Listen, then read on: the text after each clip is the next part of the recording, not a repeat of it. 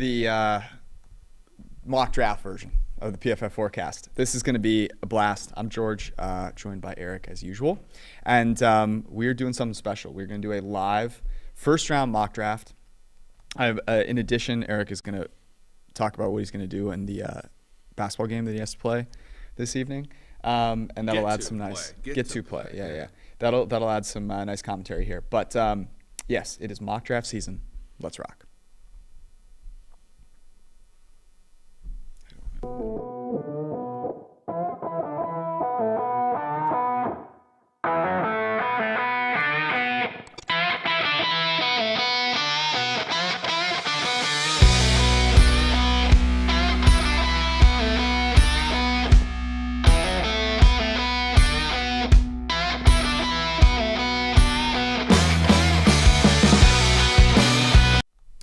All right, here is how this is going to go down. We are going to alternate draft picks. There will be no trades. This is what we would do as GMs. Now, important to clarify here that what we would do is still paying attention to the market, right? What do you mean by that? Yeah, I mean, look, I'm not going to take Tom Brady first overall in the 2000 draft. I can get a bunch of other players, even though I think that he's pretty solid, right? There are going to be players who I think we're going to be pretty high on that we can get a little bit later. Now the issue is, of course, we're picking for multiple teams, right? Mm-hmm. So, but there's always the ability, if we pass on a player we like, to trade back and get him later. Mm-hmm. So we are going to consider the market. Anyway. Yes. Yeah. So basically to say even if we like a player above the market, we're going to be cognizant of the fact that, all the teams are drafting, kind of in isolation here, and we're just going to make the best pick that we possibly can at that position. We're not going to do multiple rounds, so there's no need to wait for players in the second and third round. Tried to get George to do 2 rounds, but to be honest with you, I'm also, I'm only on day 1 of the draft show, so I really only have to know about 40 players anyway, and I think that's optimization problem for us. And I was disbanded. I've been taken off of television. So too good looking for the show. Exactly. Too good looking for the show. There we go. They said, "Will you cut your hair for the show?" I said, "Absolutely not." Okay. With the first pick, the Jacksonville Jaguars are on the clock. You are going to draft first. Mm-hmm. Go ahead. All right. I'm going with Aiden Hutchinson, our guy. By the way, Hutch, the podcast 4-part series, YouTube, iTunes, anywhere wherever. you can watch podcasts. But look, when I look and we only have a little bit of time for every single pick. Aiden Hutchinson, when you look at projections, he projects around about a 13% pressure rate as a rookie. There's no one else who's above 12.5, which is Kayvon Thibodeau. Travon Walker is the other guy who's being considered for this pick. He's nowhere close to this, and you're making a ton of projections. The Jaguars, they went with Trevor Lawrence. That's their big swing. Everything else they've done has been to overpay guys like Christian Kirk, guys like I think it's Cedric Wilson, if I'm not mistaken, so on and so forth. The Cedric Wilson was the Dolphins, but they overpaid Russell Gage, the wide receiver for the Falcons. They going after a guy like Walker would be another high variance swing that you really can't afford when your one high variance swing is at the quarterback position. So Aiden Hutchinson, very great, very good prospect. He goes to the Jaguars here at 1. Okay. At number 2, the Detroit Lions. Here's who I'm deciding between. I'm deciding between Kayvon Thibodeau and Malik Willis. So the argument for Thibodeau here is it's so funny to me how he was the consensus number 1 overall pick, and then it came out that he liked playing chess, and then Aiden Hutchinson had a really good game against Ohio State, and all of a sudden he's fallen down. Mm-hmm. But as far as ceiling goes on non-quarterbacks, give me Kayvon Thibodeau as the guy with the highest one. But for the Detroit Lions, I am taking shots at quarterback until it hits. That's the only way. Love it. And if I'm going to take a shot, the only quarterback here that I'm taking a shot on is Malik Willis. And the reason for that is that he has some special, abilities that the other guys don't have, right? He has a cannon of an arm. He has mobility that's insane. By all accounts, is a really good dude. And so if he doesn't work out, guess what I'm doing next year? I'm taking another quarterback. I'm probably going to have a top 2, 3, pick. I could easily have that because my team stinks. This is not about trying to get the most out of Jared Goff. This is about trying to win a Super Bowl and win a Super Bowl when Aaron Rodgers is no longer with the Packers. So guess what that means? That ain't Jared Goff. You're not winning a Super Bowl with Jared Goff. Get that out of your head. So I'm taking Malik Willis, quarterback out of Liberty, with the number 2 overall pick. Very fun, very good pick. This is, by the way, what I picked a couple times when I've had this opportunity. I like it a lot. Again, I think you say it perfectly. Desmond Ritter's the one that a lot of people like, and our text analytics likes this with the scouting community. Great movement skills for Ritter. Does not have the arm. Does not have the processing. You watched him when he played Alabama. Every ball got knocked down. Now, that's not to say that Willis has those things in spades, but he has the high-end arm. He has the athleticism, the most broken tackles of any quarterback in our database in a season. It's a pretty good one there. This leaves me, number Houston 3. Texans, Houston. at 3, picking the next youth pastor for this mega church. This is one, again, where got another pick at 13. I need every position. Davis Mills is thought of as my quarterback. There's no one else I really want this high. I'm going to, Laramie Tunsil's kind of, that he sat him last year because of, unhappiness and things like that. So, but he's presumably back. You got Brandon Cooks as well. So I'm going to take a swing here at a high variance position that, could hit either way. Our guy from our hometown here, Ahmad Gardner, cornerback, Cincinnati. Oh, I know. Oh, I think that's what you like in the pick, though, right? Because because everybody else is now upset that I took him. I like that pick because I was going to take him with the Jets here at number 4. So now I'm here at the Jets, and look, they need a corner. I was going to take Sauce Gardner. I like Sauce Gardner more than Derek Stingley Jr. just because I just love his attitude. I love the fact that he's such an alpha.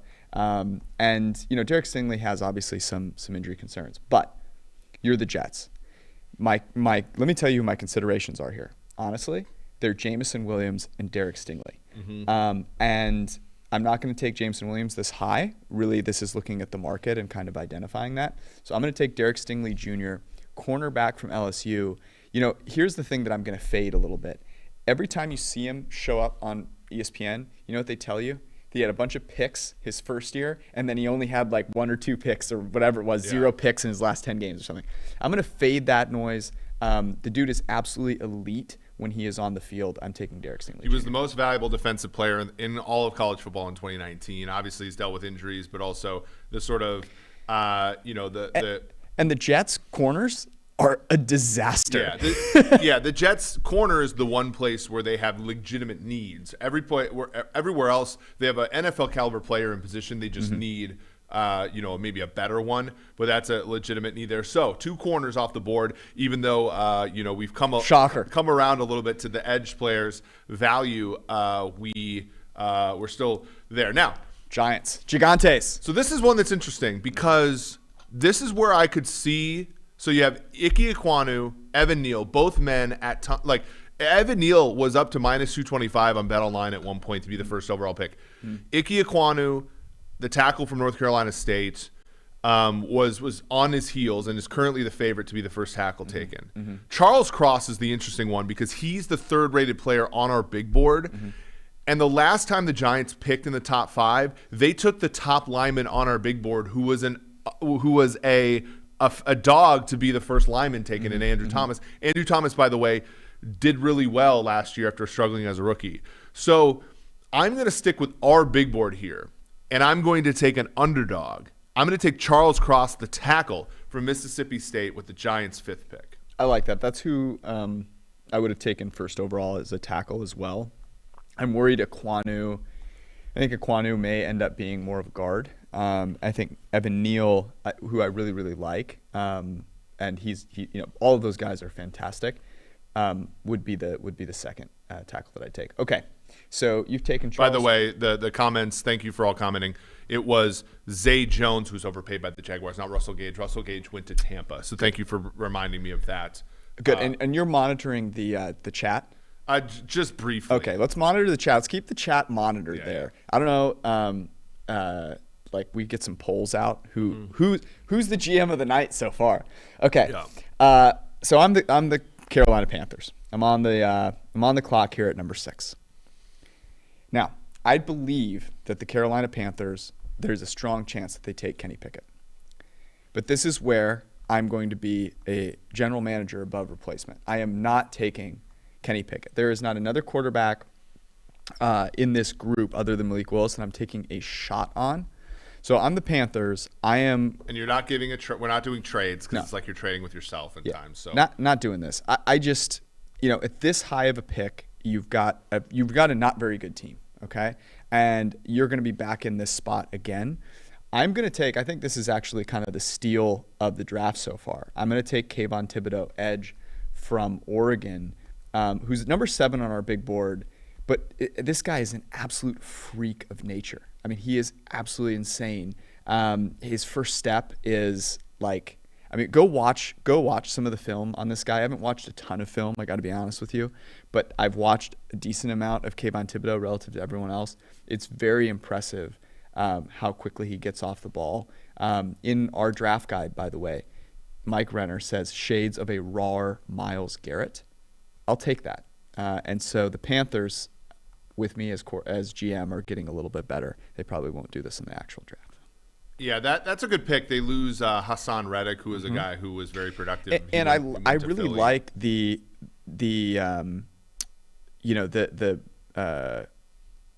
line that they're building. Right, they have Brian Burns on one side. Derek Brown was a high draft pick for Derek them. Brown, and now they can put Kayvon Thibodeau on the other. So this is very interesting for the Giants because if you're the Giants, you were hoping that you were hoping corner or because I was talking to Brad Spielberger today. He was saying he was telling me, look, I don't think Sauce Gardner gets by the Giants twice, right? So if you're looking at his previous prop of it was 7.5 and there was 5.5. Very interesting placement, by the way. Yep. But he's gone. Stingley's gone. Stingley's prop had gone from 12.5 now down to 9.5. So I think we're trending in the right direction there.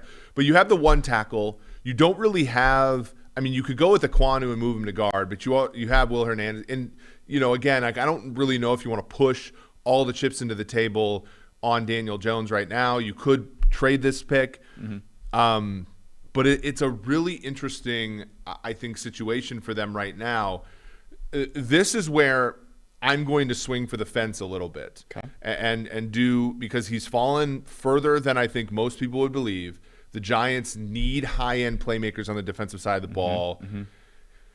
They already have, Dexter Lawrence. They have Leonard Williams on the inside. I'm going to go with Trayvon Walker, the edge from Georgia, just because I think that there's the high end there for a defense that was not the problem in New York for the last couple of years.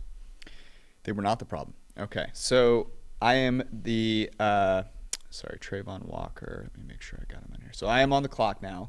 The Atlanta Falcons at pick number 8. A lot of interesting things that they could do. That's a nice way of saying they need a lot of shit. They are really bad, okay? They are really, really bad. And maybe the only place that you would say, oh, they've got, a decent player is actually, or players, I guess you could say, is at the cornerback position. Obviously with A.J. Terrell, they have Casey Hayward over there on the right side.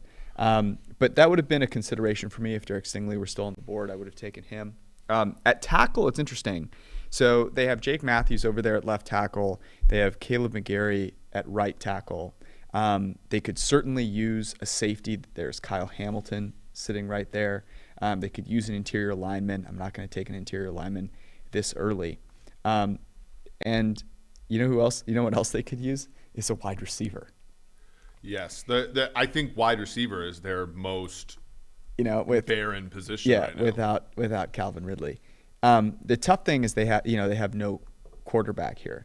I am going to go ahead and take Evan Neal. I think he's the best player available on the board. And even though you look at them and you go, oh yeah, they have a tackle, or they have 2 tackles, you always need good tackles. Yeah. And when they have a new quarterback, because it's not going to be Marcus Mariota, the left tackle they're going to have is not going to be Jake Matthews at that point. Right. Yeah, and again, if Willis was there, I think you take him if you're the Falcons. But I just don't think there's another quarterback worthy of that spot. So I'm the Seattle Seahawks, and I think this is pretty clear. I think a lot of people think Trevor Penning is going here, the tackle from UNI. I think that's like nightmare fuel for the Ben Baldwins and the Mina Kimeses of the world. Yep. Luckily here you don't have that. You have Ike Ekwonu, who's available here, our top 5 player. So I'm going to go ahead and take him to protect tackle North Carolina State. Yeah, Ike Ekwonu. By the way, I think this will be interesting. So Evan Neal, anyone wondering, he's 6'8", 340. Yeah. Ike Ekwonu is 6'4", 310. That to me is an important distinction, and that's why I went with Evan The Neal. interesting thing here is in the marketplace, a while back you could get both Neal and Ekwonu over 3.5 draft position, fairly cheap. Now Neal is 4.5 and Ekwanu's 3.5, but it's pretty pricey to go over. I still think both of those guys fall more than you think because of what we talked ourselves into, which was quarterback, 2 corners, Trayvon Walker also somebody there, Kayvon Thibodeau also somebody there. You just see the path to Neal and Ekwonu, both of them going top 3. I think is almost impossible, but both of them falling out of the top 3, pretty likely, and good bets to make if you're going into the prop market. Okay, this may be the easiest pick I will make thus far. I'm number 10. I'm the Jets. They've gotten this from Seattle. The Jets, so just to recap here, at pick number 4, I took Derek Stingley Jr. Would have taken Sauce Gardner, but you took him a pick earlier to the Texans. This is the easiest pick. I'm taking Jameson Williams, wide receiver, Alabama. And, everyone remembers what happened to that offense when he tore his ACL and went down. 6'1", 180. Dude is absolutely electric. All of the signs or all of the news about his surgery are that it went really, really well, obviously. And that, at this point, ACL, tearing your ACL and getting it put back together makes it, stronger at this point. So as long as nothing goes poorly. So I'm taking Jameson Williams. I think this is, so far, the Jets have to be really happy with who they've got.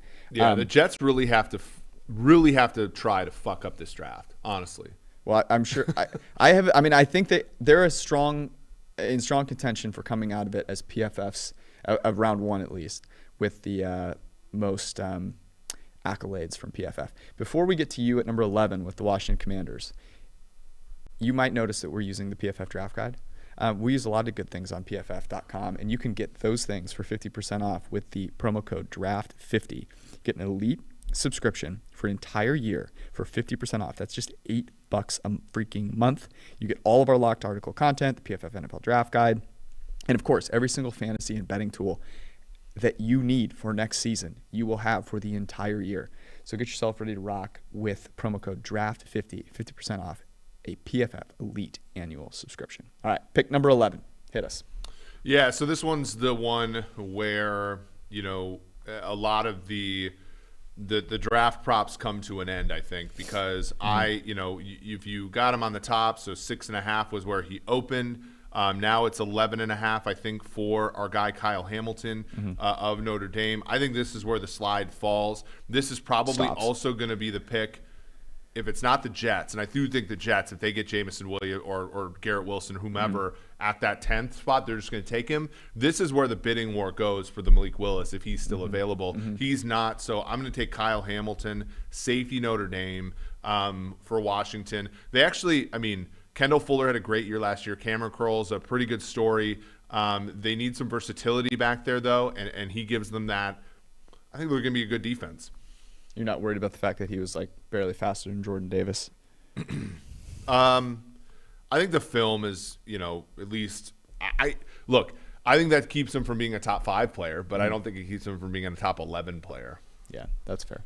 All right, the Minnetonka Vikings, pick number 12. Couple of different ways that I could go here. I could go with edge defender, but they've got Danielle Hunter, they've got Zadarius Smith. I'm looking at cornerback, and I see one place that is currently taken up by a guy named Patrick Peterson. Love Patrick Peterson, but he is not the answer over there. If they are keeping Kirk Cousins, this means that they're trying to win, a Super Bowl, as maybe foolish as that may be. And that means you have to be able to cover. You can't get absolutely roasted at outside corner. So I'm going to take the highest corner on our board. He's number 11. He is a sophomore out of Washington, Trent McDuffie, who – shades of Jair Alexander.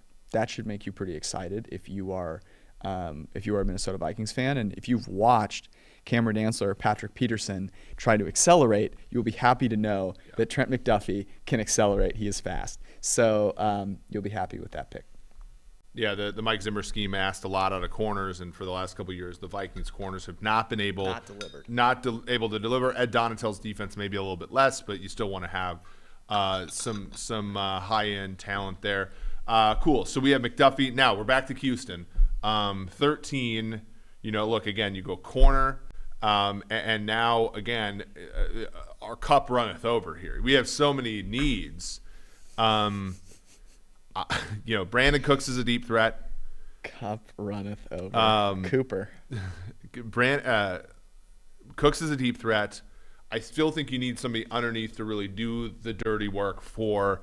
And underneath is maybe selling this player a lot shorter than needs to be. He's a very good all-around player. Is the favorite to be the first wide receiver taken. I think anybody who has 5-1 or better on Jameson Williams is sitting pretty, though, because I do think he's going to be the first guy taken. But Garrett Wilson of Ohio State's a good pick here. Go ahead and give yourself, if you're going to go with Davis Mills, give Davis Mills some weapons. And this is Wilson out of Ohio State going at 13. A pick, by the way, before the Deshaun Watson trade, everybody had Wilson 13 to the Browns. Now he ends up going there anyway to the Houston Texans. So interesting here for the Baltimore Ravens. They could have used a corner. I probably would have taken McDuffie if he fell here. The next corner on our board is not until 23. So I'm probably not going to go with Andrew Booth Jr. That's who that is. I could make a case, Drake London here at 13 would be interesting. He kind of has some of those things. You can put him in, inside a little bit, and how well they attack the seams with Mark Andrews. But I just think that they've already invested in wide receiver last year, and Hollywood Brown had a nice year. So I'm going to take the best player available on our board, and a guy that this is a challenge because they have certainly invested in pass rusher with Odafe Owe, but I'm going to take George Karlaftis, edge, Purdue. A pro George pick. This is interesting because Karlaftis is considered a very strong prospect by a lot of the film guys. He even tested pretty well at the Purdue Pro Day, despite the fact it was cold out and all this kind of stuff. His current draft prop is 20.5, and this number, I think it opened at 16.5. It was 19.5 last time I did a mock. 20.5 now. This guy's falling, but this is very much you should bet the over number of Big Ten players in the draft. I think this is a good pick. The Ravens use a lot of edge players, and so they have Tyus Bowser, they have Odafe Owe, but I think Karlaftis does fit in here, so that's a good pick. I'm now Eagles here. This is Miami's pick from 15. Last year when they did the switcheroo. Eagles are in an interesting position because they would be only the second team in the modern draft era to take a wide receiver in the first round 3 straight years if they do so. The Lions in the early 2000s and the Joey Harrington days did it. But they don't have a ton of needs. They're a team that's kind of solid, and I think it was one of the reasons they traded one of their first-round picks to the Saints. This is a place where part of me wants to go Devin Lloyd because they need linebackers and he's kind of the guy there. But positional value would suggest that it's not a great pick. So I'm going to be I am going to go wide receiver. I'm going to go Chris Olave, wide receiver, Ohio State. I like that. I think you could have made a case for them to take Drake London there. Certainly. So now I'm the Saints at 16. Could make a case for taking a tackle here, whether it be Penning, Smith, or Bernhard. Ryman hypothesis. Tackle Central Michigan. But I'm going to take who I think is a bit of a value here. I'm going to take Drake London. And it's not the greatest compliment to Michael Thomas, certainly, but who knows how much longer Michael Thomas is going to be a part of that Michael team. Thomas has barely played for 2 years. Now, he's going to be on this team for 2 more years because of the stupid restructures that they've done, but, it's a thing. So Drake London, by the way, player prop is 14.5. It's gone and I think that they're thinking about these picks when they put those numbers out there now. No, absolutely. You were on the clock with the Los Angeles Superchargers at 17. Yeah, interesting. Okay, so let me fire this up a little bit here. So you got London, the Los Angeles Chargers. Okay, I think Jordan Davis is like sort of the sexy, the hipster pick here. They went out and got Sebastian Joseph Day, so that might not be the actual pick that they do. They had Brian Bulaga. He got hurt, right tackle. Last year they went with Rashawn Slater. He was fantastic. I think they're going to go similarly here. I am going to take the math major out of Central Michigan, Bernard Raymond hypothesis here with pick 17. He's number 18 on our big board, goes at pick number 17. All right.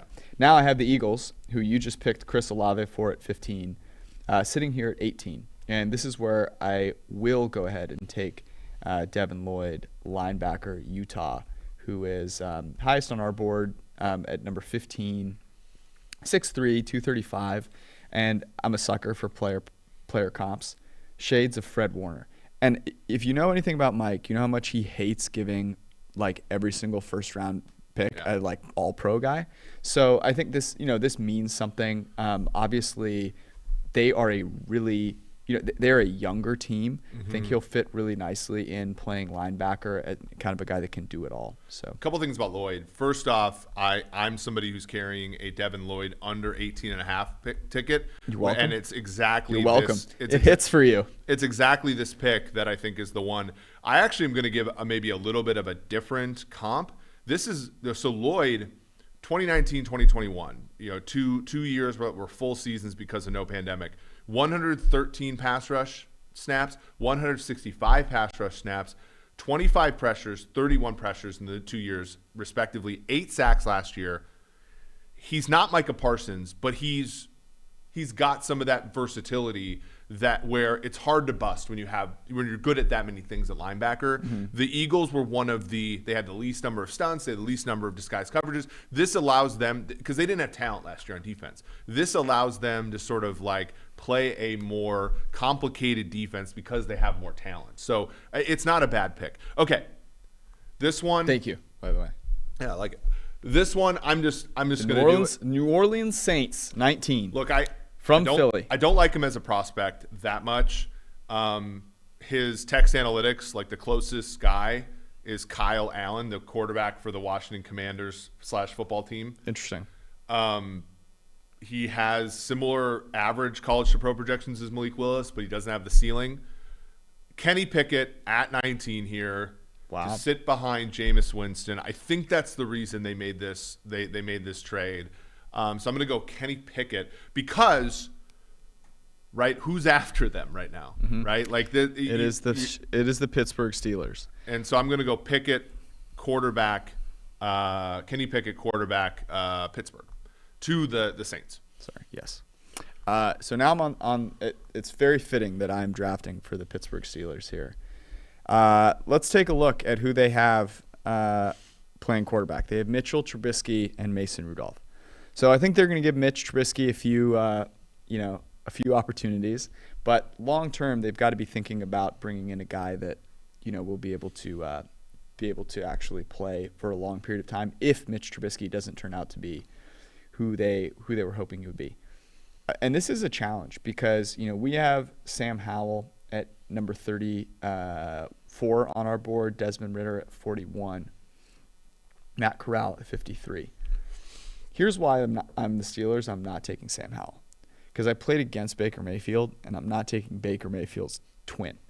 So I'm going with Desmond Ridder, quarterback, Cincinnati. Doesn't have that upside from an arm talent perspective, but does have mobility here, which is something that they have not had at the quarterback position in a while. Yeah. And so I think actually the offense that they'll install for Trubisky / Ridder, I think will give both of them a chance to win and see which one is the kind of similar players, right? I mean, like Howell is a much better athlete than Mayfield. Like I think that's one of the sort of strikes against the comparison, even though they're both kind of stockier little guys that have that kind of mentality. But Ridder is kind of a Trubisky in that like his arm strength isn't the greatest. Anticipation, I don't think is the greatest, but he does move around well. He does give you a floor by being able to run. I mean, the fact is Trubisky led that crappy. Like, look, you can point fingers at whatever you want, whether it's coaching or whatever, but Trubisky as a starter took the Bears to the playoffs twice. So, like, there is a floor associated with having a quarterback that can do some things running the ball. Speaking and Ritter. Of doing some things, running the ball. Oh, nice. Manscaped. Nice. Manscaped.com. Go there. Get what they have, and you'll be very glad you did because it's getting hot. It's 82 here, 84 maybe in Cincinnati. And if you're not trimmed up from head to toe, you're not well groomed, it's not going to be a very pretty sight for you on these hot summer days. So go to Manscaped, use promo code PFF, get 20% off plus free shipping on their Performance Package 4.0. It includes the thing we talk about every single time, the Lawnmower 4.0. It is safe. You can use it anywhere, and it will keep you feeling good. It also has a really nice long battery life. So if you're traveling, you're going on vacation, you do not need to bring a charger because bringing chargers on vacation sucks. They also have the Weed Whacker nose and ear trimmer that comes with that. Plus, because April is draft season and it is also Testicular Cancer Awareness Month, Manscaped has partnered with the Testicular Cancer Society to bring awareness to testicular cancer, men's health, and early cancer detection. So fuck cancer. Go to manscaped.com. Use promo code PFF and get 20% off plus free shipping. All right. Pick number 21, your New England Patriots. By the way, the chat really wants Jordan Davis, and they say throw this entire mock out because Stingley's going to the Jets. Okay. I mean, I think definitive statements this time of year. I was watching the 1994 draft, and Trent Dilfer was talking, and it was in hindsight. It was sort of like a documentary about it, and he was like bemoaning the fact of how inexact it is. I'm like, isn't that the fun of it? Yeah. Right. Like, isn't the fact that the Bengals and the Rams are in the Super Bowl part of the fun? Right. Like this whole thing being inexact is the reason we do this. Right. So I would not make super highly declarative statements this time of year. New England, though, they have Christian Barmore, right? So the Devontae Wyatt, the Jordan Davis thing doesn't make a ton of sense. Devin Lloyd would have been a great pick for them. He's a Van Noy type, Hightower type linebacker.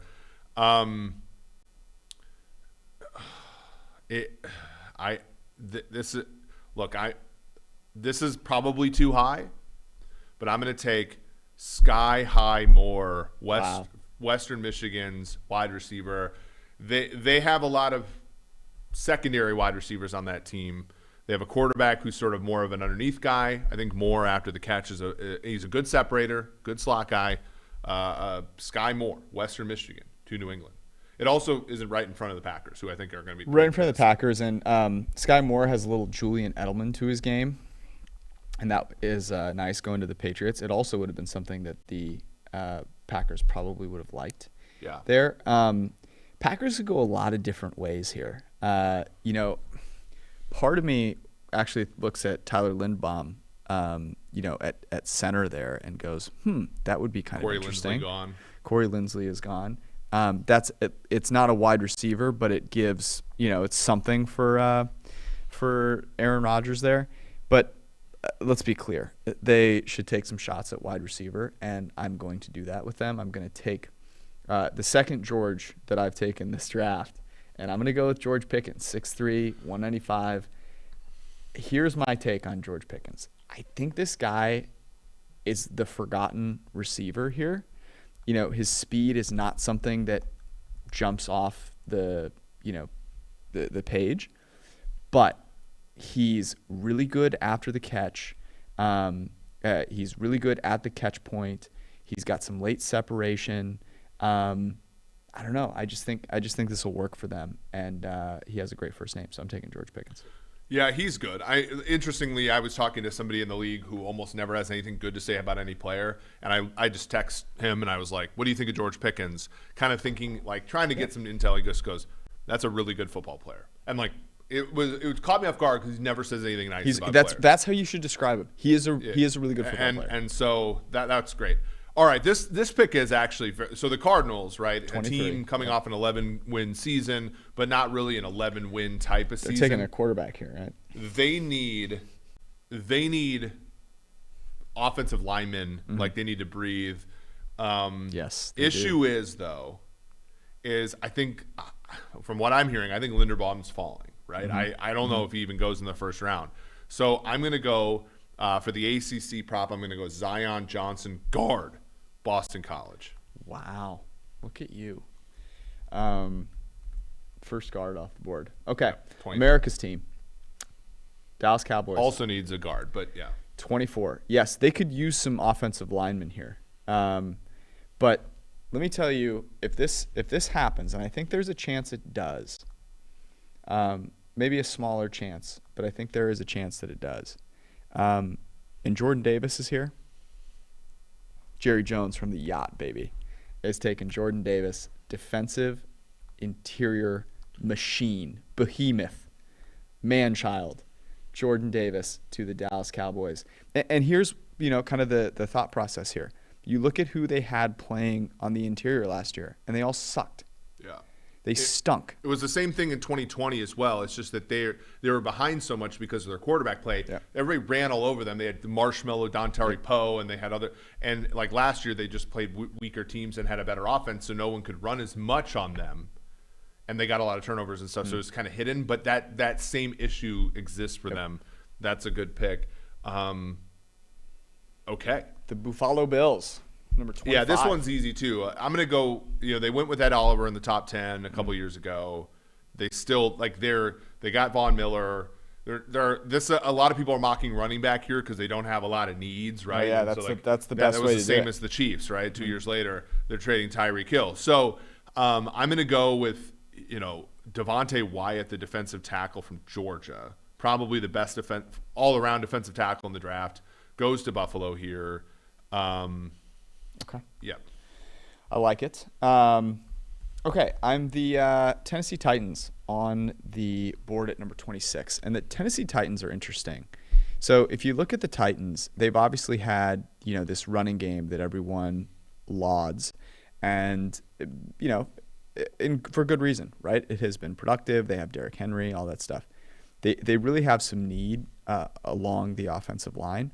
They got Robert Woods. They have, A.J. Brown. They're trying to keep him happy. So, I think those are some areas that you could look to. They also could use, some edge defense. Jeffrey Simmons has been a beast kind of on the interior. Bud Dupree was not particularly awesome there. So you could look to a guy like Jermaine Johnson out of Boston College. This is the guy that's fallen. I just took a prop with him over 9.5. Yeah. I think, I think over 9.5 makes a lot of sense here. You could even look to, what was I going to say?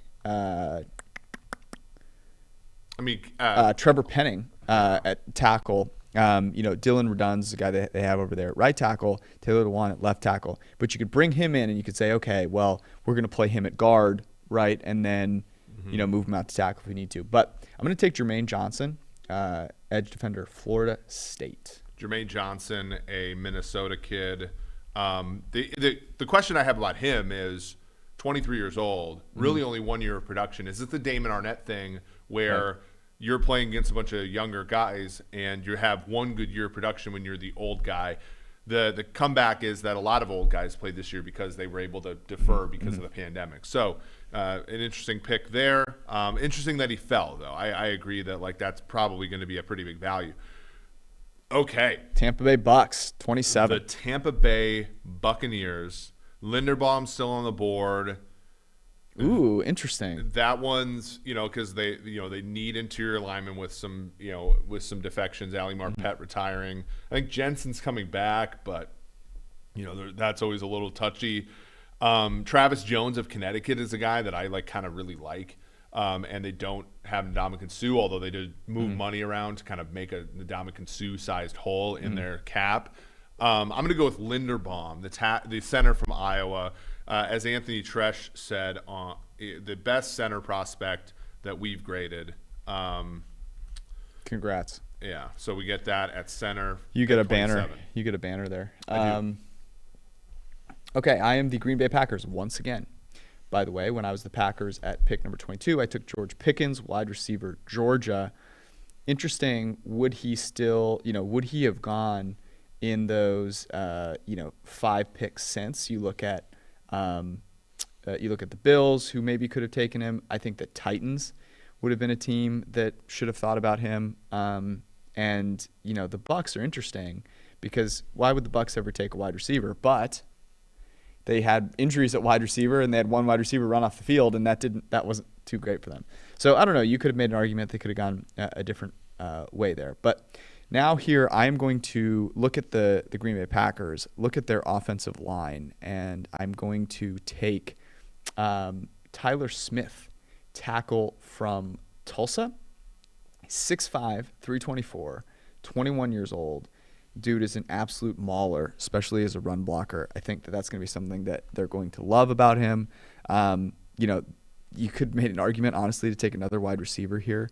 That's how badly they need wide receivers.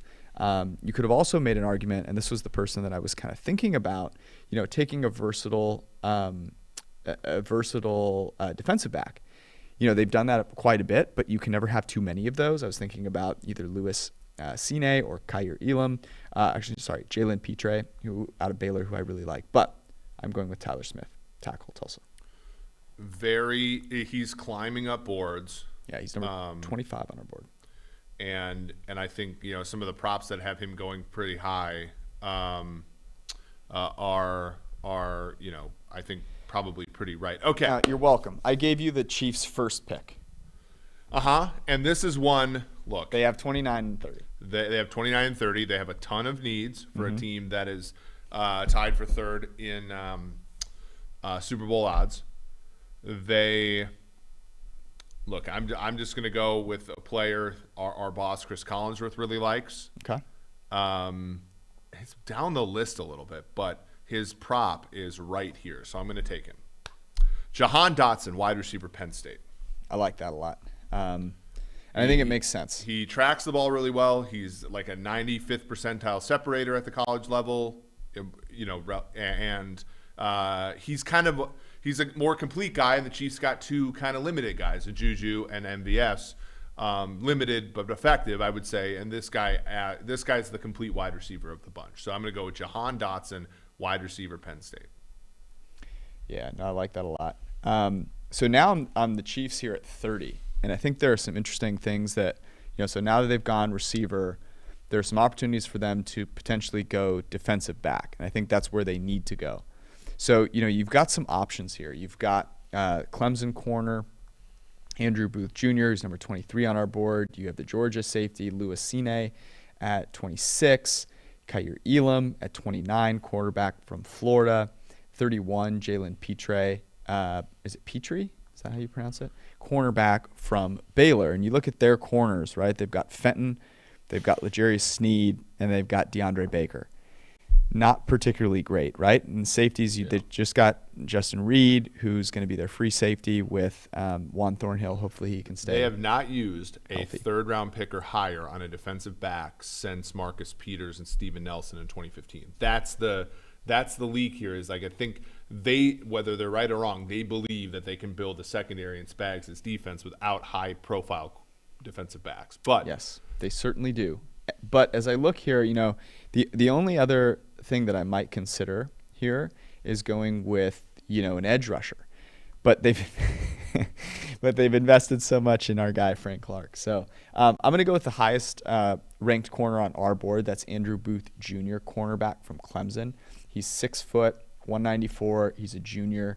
Some of the best feet in the draft. He gave up a few too many things last year. I think if you watch and look at kind of his game grades, you kind of see that. But he, I think, is a really solid player, and that's what you need, right? You need someone that isn't going to be a complete nightmare and has some decent feet here. So I'm going to go with Andrew Booth Jr. By the way, for those scoring at home, if you're looking at some of the positional prop markets, that's the fourth corner. The market's 4.5, really tilted to the under. You'd have to assume Cincy and Detroit take a corner for that to make sense, because I think that's how it's starting to turn. Offensive linemen, you have 3, 4, 5, 6, 7. 7.5 is the market. I think a lot of people are going under that. Mm-hmm. That one's a little trickier, but Cincinnati took care of their offensive line in the postseason, and Detroit, this could be an offensive line spot if they go Willis at 2, but again, for those scoring at home, that's how the prop markets are looking. I have our hometown Cincinnati Bengals. the Bengals don't have a ton of needs, right? Like they're a team. When I think about it, okay, Larry Ogunjobi, he almost signed with the Bears. He got, he might come back because he did not sign with the Bears. He failed the physical. Right. At safety, if you want to go with Cine, they have Von Bell and they have Jesse Bates. Bates is still on the franchise tag, I believe. Corner is another one where they could go with Kahir Elam and sort of again, fortify that group. Petra as well. But I think that they want to add. So they got Sam Hubbard and they have Trey Hendrickson. I think that they want to reinforce that group. I think they want to do what Tampa Bay did last year and take a high-end edge player. And so I'm going to go with Arnold Ibekite, the defensive end, outside linebacker, edge player from Penn State at 31. That, again, gives them another pass rusher to work with, given how little needs they need on offense. I like that. And I talked about the Lions because I took with them at 2. I took Malik Willis. They're now on the board at 32. I said, look, we're going to reload and continue to reload a quarterback. So I'm taking another. No, I'm just kidding. That's awesome. That's pretty good. That's a good troll. That would have been interesting. Yeah, I'm going Sam Howell here. No, look, I think there's a couple ways they could go because they're the Detroit Lions and they absolutely stink out loud. And you could look to any position in the defensive backfield and I think be, fairly happy with picking someone there. Jeff Okudah obviously hasn't quite worked out. I'm down between 2 Georgia players, Dean and Cine. I'm going to take Cine just because of the positional value. I'd rather have a defensive back than a linebacker here, but I think you could go either of them. And the next guy on my list would have been Jalen Petre from Baylor, who I know Austin really likes and obviously value his opinion. So I'm going with Louis Cine. He's number 26 on our big board. His average draft position, interestingly, on the mock draft simulator is 32, and he is taken at number 32. We did it in decently under an hour here. What is your takeaway from having done that first round? I'm trying to think. By the way, I want to hear in the chat. It appears everyone's least favorite pick is Derek Stingley, Jets at number 4. But I'm very curious. Who's your least favorite and who's your favorite pick? Yeah. Maybe think so. I think I made this pick, so. I mean, I asked you what your favorite pick was, so I hope it was one of your picks. Sorry. My least favorite pick is Trayvon Walker, edge Georgia. I get why. Again. Yeah, and you took him, by the way, at 7. I took him at 7, which in a real draft where there's real quarterbacks, he's probably the 12th best player. But, here he's 7th, whatever. My favorite pick is Jamison Williams, Alabama to the Jets. I think he's a difference maker for the Jets. Thank you. You're welcome. I think he's I think Zach Wilson has a chance. Not a great one, but I think he has a chance. If he's going to capitalize on that chance, it has to be, in my opinion, with a guy like Jamison Williams catching the ball from him. Okay, my favorite picks, you mentioned Jamison Williams. I said that in the moment. But here's some other ones that I really liked. I really liked the Panthers going with Kayvon Thibodeau at 6. To me, that is a real value there. You look at Trayvon Walker, who, to your point, went 1 pick after. Way rather have Kayvon Thibodeau. I think he's the guy that's fallen for some reasons that I just don't agree with. My least favorite pick, and I struggled with this one because I think the Ravens, have a pretty solid team, was George Karlaftis at 14. I just thought, you made this point when we were talking about it. They just use so many defensive linemen, and he graded really, really well in our system. I think he's a guy that can come in and provide, and give them a real solid production. But at pick number 14, you kind of want more than solid production. And so, if McDuffie had been there, I would have taken him. He wasn't. Honestly, you took Chris Olave at 15. I wouldn't hate if the Ravens just took Olave at 15, to be honest. Yeah, I mean, I think at some point you view it as overkill, but every single year of data is more information, and I think that the Ravens, more than any other team in the league, are going to move off of information probably more Yeah, more than anyone Yeah, else. yeah, they're going to move off of information more than anybody else, and Sammy Watkins is gone. They don't get much from him, and Bateman has some injury history. Marquise Brown is another one. He hasn't really been the greatest player, so they might take a wide receiver there. Jordan Davis is another one. Like, you look at his props, they're like centered completely on 14. It was 13.5, now 14.5. Like, I think people believe that Jordan Davis could go there as well. Yeah, that's a good point. And I thought about Jordan Davis there. I ended up taking Jordan Davis, a pick that I actually really liked. I took him at 24 to the Cowboys. I think the Cowboys would be really happy if they get him there. I really liked your Sky Moore pick at 21, receiver from Western Michigan. Love that he's going to the Patriots as a slot, a guy that can play in the slot, they have such a great history of great slot players. Another interesting thing in this draft was Pickett going 19 and then Ritter going 20. It'd be really interesting to see what they do, because if those teams don't go quarterback, that opens some things up for them, right? You could see the Saints potentially getting a guy like Sky Moore, as opposed to, I think, who did I take for them? I took Drake London at 16. So you could see if they're not going Pickett, maybe they go with tackle at 16 and then receiver, at 19 and go with Sky Moore or London if he's still there. So yeah, cool. So we made it in under an hour, George. Well I know we're getting we have a lot of listeners and viewers who are new to the show. Mm-hmm. Let's tell everybody. Welcome. So we're Sunday night. Yep. We're Wednesday night every single week. We talk about gambling. We talk about general football. We give a little bit of recommendation stuff. George, again, George is more he's recommending $500 bottles cologne. I'm recommending books and Stop trying to be a man of the people here. Stop trying to be a man of the people. Cologne is not $400, and it's fantastic.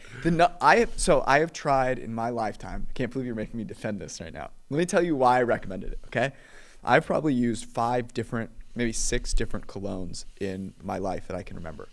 The one that I recommended, I've used for maybe a year. I have had no fewer than 8 women go, "Oh my God, what are you wearing?" Good for you. Multiple women who have gone, "Is that Santal 33?" Actually know the cologne because they like it so much. Okay? So you're welcome, everybody. And It's not $400. God damn it. Make me sound like I'm just saying. Like we'll be back. We'll occasionally talk Formula One. We'll occasionally talk USFL. WNBA. Women's tennis. Yeah. Whatever we're all betting kinds on, of stuff. we'll talk about. But yeah, come join us on Wednesday. We'll have a great show for you guys Wednesday, and then next Sunday to recap the draft. It'd be a lot of fun. Can't wait. Thank you guys for hanging out. We love you all. Peace. Oh, never mind. Hold on. Don't cut it off yet. Go fill out the survey. We want to hear from you. So there's a survey in the description. It takes less than 5 minutes. Even if you're new to the show, tell us what you think. Tell us what you'd like to see, because we're going to make some big changes not big changes necessarily, but we want to do something better for our listeners. So for next season, we want your advice on how to make the show better. There it is. Now it's over. See you.